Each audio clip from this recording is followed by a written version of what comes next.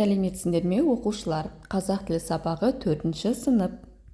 Күнделікті сабақтарды үзбей жіберіп алмас үшін каналға міндетті түрде тіркеліп аламыз. 17-ші сабағымыздың тақырыбы көркем мінез дегеніміз не деп аталады. Бүгінгі сабақта мәтіннің тақырыбы және мәтіндегі негізгі ойды анықтауды үйренетін боламыз. 10-шы жаттығу Шәкен Күмісбаевтың мәтіні берілген. Мәтінді оқып, оған ат қоюымыз қажет. Шоқыны өрлеген соқпақ абанық еді. Бара-бара өше бастады. Қой тастар да көбейді. Арасында құбыжық тығылып жатқандай сұсты. Мені биіктен гөрі маңайдың меңіреу тыныштығы алаңдатады.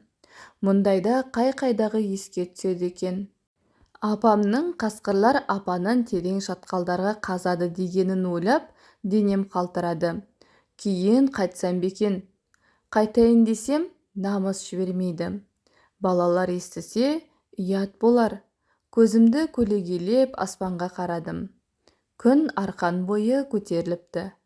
Енді біраз жүрсем, шоқының басына шығатын сияқтымын. Мінеке оқушылар, мәтінді оқыдық, енді оған ат қою үшін намыс деген атты қоюға болады. Немесе қорқынышты жеңген намыс деп қоюға да болады. Келесі тапсырма өзің таңдаған мәтін атауын сыныптастарының қойған атауларымен салыстыр. Кімнің қойған атауы ұнады, неліктен ұнағанын түсіндір. Енді оқушылар басқа оқушылардың да мәтінге қойған атауларын тыңдап, қайсысы ұнағанын өз ойымызбен бөлісеміз. Жалғастырамыз. 11-ші жаттығуда мәтін берілген. Тақырыбы ердос деп аталады. Мәтінді оқуымыз қажет. Мәтіннің тақырыбына сәйкес келмейтін сөйлемді тауып, сол сөйлемді алып тастап, мәтінді тақырыбымен бірге көшіріп жазуымыз керек. Ердостың атасы Шопан. Бірде атасының қызуы көтеріліп, жатып қалды.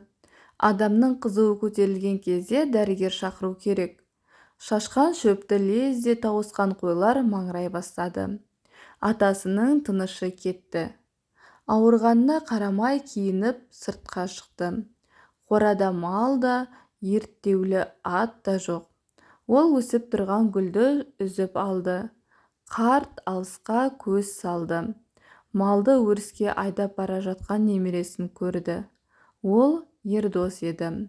Мәтінге қатысы жоқ сөйлемдер олар адамның қызуы көтерілген кезде дәрігер шақыру керек деген, және ол өсіп тұрған гүлді үзіп алды деген сөйлем. Бұл мәтінге қатысы жоқ. Сол екі сөйлемнен басқа сөйлемдерді әдемілеп дәптерімізге көшіріп жазып аламыз. Келесі тапсырма мәтіннің тақырыбы оның қысқаша атауы екенін дәлелде дейді. Мәтіннің қысқаша атауы ердос, себебі мәтінде ердостың атасына көмектескені туралы баяндалған. Келесі 12-ші жаттығу оқы. Күздің қай айының аты көп нүктемен берілген. Қараша айы қыстың хабаршысы. Қараша айында жердің топырағы тоң болып қатады. Қара суық күшейеді. Су бетіне қабыршақ мұз қатады. Күн қысқарып, түн ұзарады. Кей жерлерді қар басады. Кей жерлерде жауған жаңбырдың арты қарға айналады. Бұл жерде күздің қараша айының аты көп нүктемен берілген. Мәтіннің тақырыбын анықта, қандай сөздер мен сөз тіркестері күз айының атын табуға көмектесті. Мәтінге ат қойып, көшіріп жаз дейді. Мәтіннің тақырыбын қыс хабаршысы немесе қараша айы деп қоюға болады. Және күз айының атын табуға көмектескен сөздер мен сөз тіркестері олар қыс хабаршысы деген сөз, қара суық, мұз қатады, қар басады, қарға айналады деген сөздер осы қараша айының, күз айының атын табуға көмектесті. Жалғастырамыз. 13-ші жаттығуда екі бағанда өлеңдер берілген. Сол өлеңдердің қандай тақырыпқа жазылғанын анықтауымыз керек. Бірінші бағандағы өлең. Жүгерідей әппақ, ұстап көрсең қаттақ, су боп еріп кетеді, қойсаң тығып сақтап. Сатыр-сұтыр етеді, шекеңе тисе өтеді, Ауызға салсаң лезде, кәмпитте еріп кетеді. Ырза Қуанақованың өлеңі. Келесі екінші бағандағы өлең. Төбемізден төнеді, төбемізден төгеді. Табиғаттың маржаны тіпті неткен көп еді. Табанымды жаралап, тердім жарды жағалап, тізер едім моншақ қып, ерейтіні жаманақ. Несіпбек Айтовтың өлеңі.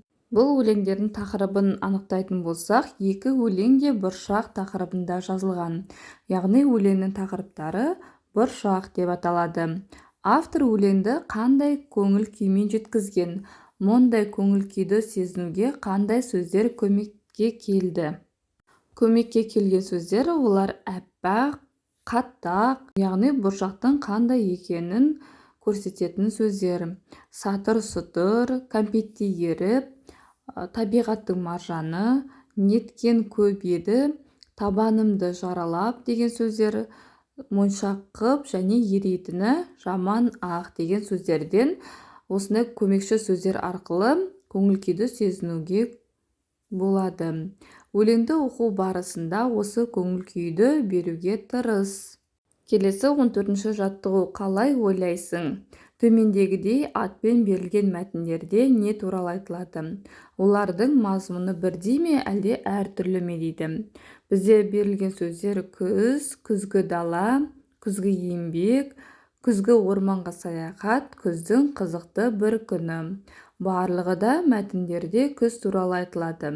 Мәтіндердің тақырыбы бір-біріне жақын болғандықтан мазмұны да бірдей болады. Берілген тақырыптардың ішінен өзіңе ұнаған тақырыппен мәтін құра. Мәтіндердің ішінен күзгі дала деген тақырыпқа мәтін құрастырамыз. Күз келді. Күзде күн жайма-шуақ жылы болады. Айналадағы талдардың жапырақтары сарғайып, жерге төгіледі.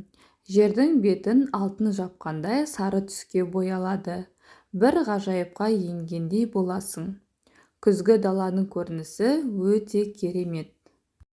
Осымен бүгінге берілген сабағымыз аяқталды.